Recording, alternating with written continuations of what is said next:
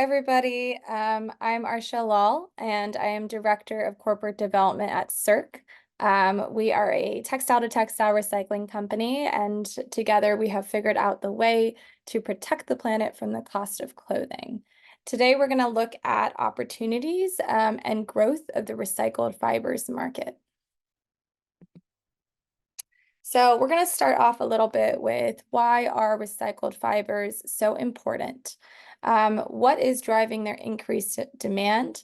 And based on these two factors, what is the volume gap and opportunity for the recycled fibers market? Then we'll look into the technological solutions that support the migration to recycled fibers, a little bit into who is Circ, and the importance of and opportunities for the supply chain in Latin America. So let's start. Why are recycled fibers so important? So let's look at the problem a little bit. So we basically have an industry that uses 2.5 times more plastic than the beverage industry. Couple that with other materials like cotton and man-made cellulosics, where we see arable land declining by 2% annually. And with man-made cellulosics, traditionally they are felling 300 million trees per year for textiles. When we combine that with the fact that an average person only wears their clothes 7 times before disposing, we get one of the most polluting industries in the world with up to 10% of global GHG emissions. So we know a little bit about what is really happening in the recycled fibers market, but where is the demand coming from? So the demand for recycled fibers is increasing due to 3 core drivers. Number 1, consumer demand. Consumers having more and more data about their clothing and demanding better options. Number 2, brand commitments. So brands making commitments and pledges to introducing recycled fibers into their portfolios. And lastly, and perhaps most importantly, green legislation. So regulators are really catching up and putting regulation in place specifically for the fashion industry to help combat the climate crisis. We know that consumers desire sustainability. We see report after report on consumers being willing to spend more for sustainability and being more likely to buy something because it has a sustainable cause or commitment attached to it. Additionally, we see that products that have sustainable claims are growing at 28% as opposed to 20% for products that are not making such claims. Brands are listening to this, and we see brands making commitments on preferred and recycled fibers for 2025 and 2030.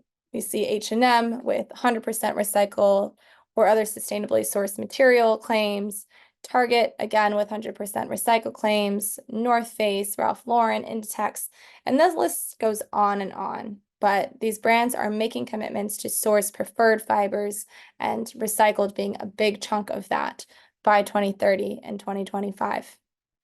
This roadmap is really fueling a gap in what is available and the demand that these brands have. And lastly, regulators are responding. So they're responding in 3 different main ways. There is legislation to help consumers be empowered to make better choices. These include things such as green claims, eco-design principles, and textile labeling, making sure everyone knows what is in their garment and how to think about it. We see regulation coming in on sustainable design. So designing for sustainability from the start with mandatory recycled content, EPR schemes that really designate an end of life as being part of the product portfolio and putting this responsibility on the brands. And lastly, we see that traditional disposal pathways for textile waste are being eliminated or restricted, with banning on imports of waste to different countries around the world, reducing import waste quotas, and reducing and banning the landfilling and incineration of textile waste. What this means is that more and more the industry has to find, number 1, a way to dispose their waste, and number 2, a way to introduce recycled fibers into their portfolio to meet demand and their commitments. So we know that recycled fibers are important and that there is a big demand for them. So let's look into, are the solutions that exist right now going to fit the volumes, and what is the opportunity for recycled fibers in this space? So we see that fiber production is growing, and recycled materials are just the start of their penetration into this market. Global fiber demand is increasing from 14.6 kgs per person to 17.3, an 18% growth. And this is driven by the increased availability of fast fashion and growing incomes in South and East Asia. We see that the recycled fiber market is expected to increase between 5 to 7% by 2030. And the growth of the recycled fibers market is seen to basically grow at the same demand as the rest of the fiber market. So this is leaving a lot of opportunities for recycled fibers to make their way into filling this demand. One important point to note is that of the 9 million tons of fiber production from recycled materials, 94% is from polyester production, and 99% of that is from plastic bottles.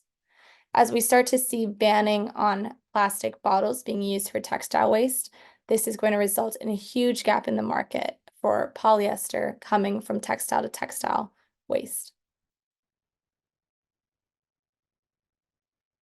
So what are the technology solutions that are currently playing in this space?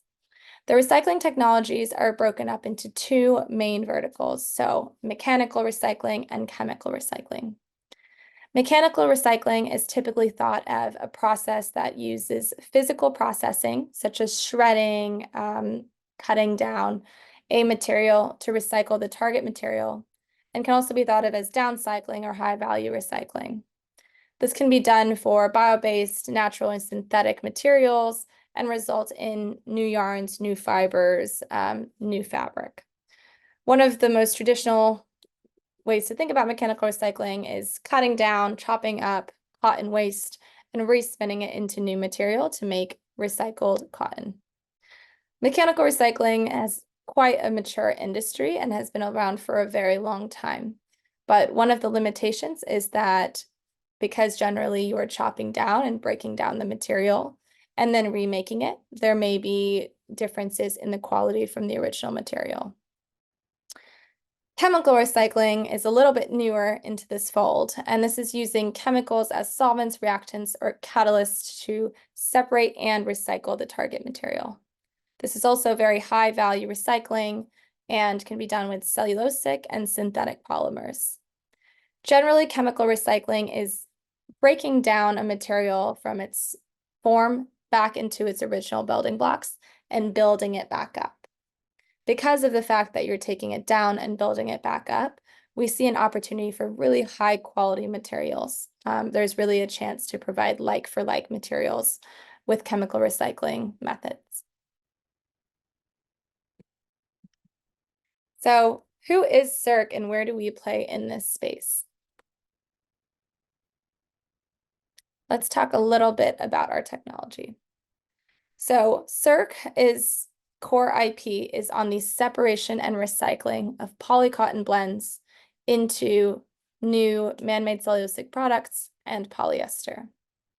Our process takes polycotton waste from the supply chain in any blend, ratio, and any color. And through a hydrothermal reaction, we were able to separate the polyester from the cellulose and recycle both waste streams. So the polycotton waste is put through a hydrothermal reactor. The polyester is separated from the cellulose. The cellulose is really purified and then turns into a cellulosic pulp that can be used to replace tree pulp within traditional man-made cellulosic fibers, such as lyocell. So again, cellulose is going into man-made cellulosic fibers, such as lyocell, and this is then derived from textile waste. The polyester we separate out and we depolymerize into new PTA, and then polymerize again to make PET chip. So this is PET chip that can go into polyester fiber, again, derived from recycled textile waste. Circ is the only solution in the market that can separate poly-cotton blends, separate the polyester from the cotton, and recycle and recover both waste streams for two different outputs on the end. Why is this so important? Polycotton waste makes up the largest proportion of textile waste. By our estimates, there is 46 million tons a year of polycotton textile waste, as opposed to pure poly or pure cotton, which is around 12 to 11 million tons a year. This is a huge opportunity, as currently polycotton textile waste is highly abundant, cheaper, and has no end products. So by tackling this textile waste stream, we are able to create new high-value products from what is traditionally thought of as something to landfill or incinerate. And what's very exciting is that this is no longer, just at a lab scale. We have actually demonstrated these products and put them through the supply chain. So we've had product launches with our strategic partners, such as Zara, Green Label Relaxing, Mara Hoffman, AGI Denim. With the Circ-Zara collaboration, which is the first launch for Circ, we were able to launch the world's first textile-to-textile recycled collection from polycotton blended textiles. This was a co-branded launch. It was in-store and online, and definitely demonstrated the art of the possible with both polyester and lyocell garments from the same textile waste. We then took it one step further and released a luxury collection with Mara Hoffman. This was a beautiful collection of gowns from Circ lyocell, which was derived from textile waste. Beyond this, we were able to show the whole journey of the dress, landing coverage in Fast Company, Harper's Bazaar, and also coming with a commitment from Mara Hoffman to switch from the leading lyocell player to Circ lyocell over the next 3 years. We were able to demonstrate this both in wovens as well as knitwear, with our first knitwear launch with Green Label Relaxing and having these products out in the Asian market. We did around 2,000 tops, 2 styles, 3 colorways, and we're able to show such a dichotomy of different colors, different styles within this launch. Lastly, we were able to show denim with AGI Denim, and we have many more launches coming up that really show the power of our recycled fibers in many, many different end products. So as we said, this is the start of a massive growth in the fiber industry, and we see Circ as being able to solve a lot of this growth. Unlike many players, we both create recycled MMCFs and recycled polyester and are able to solve the gap for both of these materials as demand continues to increase. And where are we right now? So we have been running a pilot plant for over 3 years and successfully run output products on commercially available equipment, showing that we have a demonstrated ability to scale. We are preparing for Circ-1, which is our first full-scale industrial facility. And we feel full confidence in this based on the fact that we've done QA analysis, established manufacturing metrics, and tested unit operations on a continuous operating basis. Circ-1 will be the first full-scale industrial facility in the world that will take polycotton textile waste and recycle and separate the polycotton to create new PET as well as cellulosic pulp to be created into new end products and fibers in the market. And we're not doing it alone. So we have been very lucky and privileged at Circ to have an amazing cap table of partners across the entire supply chain. So we have some heavy financial partners like 8090, Circulate Capital, Envisioning Partners, but also brands such as Zalando, Patagonia, Inditex, and heavy manufacturing partners like Marubeni, Milliken, Avery Dennison to really help pave the way for us. Not only do we have the financial support, but we have the manufacturing expertise and supply chain expertise from these players to really bring Circ to life. And this takes me to my last point, which is the importance of and opportunities for the supply chain in Latin America.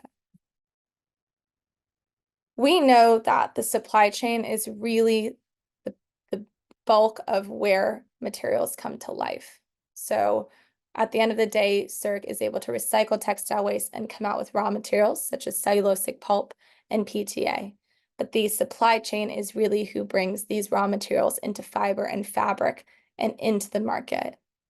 There's an opportunity here for fiber producers to develop their own technologies, which is time and cost sensitive and potentially higher risk, or support existing technologies and partner with players like Circ, which would allow the producer to build long-term partnership and test and procure our output over an extended period. We call upon the supply chain in Latin America to partner with us and bring our recycled materials to life, playing a very crucial role in the supply chain in bringing fiber to fabric to garment and bringing this fiber to life with brands. We're really looking forward to talking about any opportunities to collaborate, and I appreciate TRIPPIN'BLUE for having me at this conference. It was so great to speak to all of you. Again, I'm Arshiya Lal, Director at Corporate Development at Circ. Please reach out if you have any questions, and looking forward to hearing from you. Thank you. Hi, I'm good. Can you hear me okay? Yes, seeing and hearing you very well. Thank you so much for your explanation, for the simplify everything that we know that's not simple, but looks simple. It's not. Thank you so much to do this, and thank you for pushing us for this near future. That's not more future is present, but thank you so much for that. Of course. Thank you for having me. And I have here two questions, and I'm going to ask you the first one. Sorry if you said it before, but it's this technology for print garment is just for fiber or for print garments as well? Yeah, so from a feedstock perspective, the waste we can take in is polycotton textile waste. So generally, we won't be able to take a very heavy polyurethane coated print, but as long as the print is either polyester or cellulose based, we can take it into our process. Perfect. So, entonces, en este caso, lo que ella está explicando para nosotros nos sirve para ambos procesos, como ella había dicho en la presentación. And I have one more that I'm going to say before to them in Spanish because they write in English. ¿Qué cambios en la reglamentación global están compilados, de nada, Ceci, están compilados en las naciones para este camino, como está haciendo Europa con los estandarización de autos, de vehículos? I don't understand very well this one, but I think that you are going to. Which kind of change in global regulations are compelling nations to embark on this path, as we can see in Europe with Euro V standard in cars? Yes, definitely. I think the biggest regulation that is fueling this is the European regulation that is banning any landfilling of textile waste from 2025 onwards. So once that regulation passes, any government entity and company in Europe will be fined for landfilling or incinerating textile waste, which means they're really looking for solutions to recycle this waste. Entonces, de acuerdo con ella, a partir de 2025 se cambia toda la reglamentación, como estaba preguntando Daniel. Lo que está pasando con los autos ahora, en 2025 los textiles van a empezar a pasar. Quienes están en Europa ya ven un cambio súper drástico en las empresas, en las etiquetas, en las multas que dan a las empresas, que todavía nosotros en Latinoamérica no lo estamos sufriendo. Pero yo creo que es un clic, es un cambio de llave. Una vez que eso ya está, es de la noche para el día. Así que empecemos a hacernos un poco más conscientes de lo que nosotros tenemos que hacer. One more question. In LatAm, in Mexico, Circ have partners or something for someone that's working together? Are you have presence in Latin America right now? Yeah, so at the moment, our focus is we've been really focused on our pilot facility in the US, and also we've been looking at different partnerships across Asia, Europe. We're very, very keen to start to stand up some of the Latin American partnerships. We've definitely worked with some mill partners in Latin America, but we are constantly really looking to expand these partnerships. Of course, this is like a long journey for us. So any partnerships that would be collaborative, we're super excited to be speaking about. Ella está diciendo que sí, trabajan con algunas Denim Mills en Latinoamérica, pero que lo importante es como mantenerse conectado e intentar hacer otras colaboraciones. Así que levanten la mano ahí quienes tienen el interés de conseguir el contacto, de acercarse un poco más a Circ, porque la verdad es que aprendimos que afuera de la pandemia estamos todos en la misma, es del otro lado de la computadora. Ahora, aprovechen TRIPPIN'BLUE para hacer esas conexiones, para tener el contacto de esa gente, para tener los mails, para poder hablar con ellos. Quienes tengan ganas, las marcas que están acá presentes, de esas casi 100 marcas que estamos, pongan en el chat y yo les acerco a ella o a Circ, o sea, como sea, ¿ok? ¿Alguna pregunta más? Pongan en el chat, por favor. I'm asking them for the last question, and I'm asking as well if somebody here wants to make a connection or do something to collaborate with Circ, welcome to do this, because for us, like, it's good to be the first one, and you can open the path for the next then.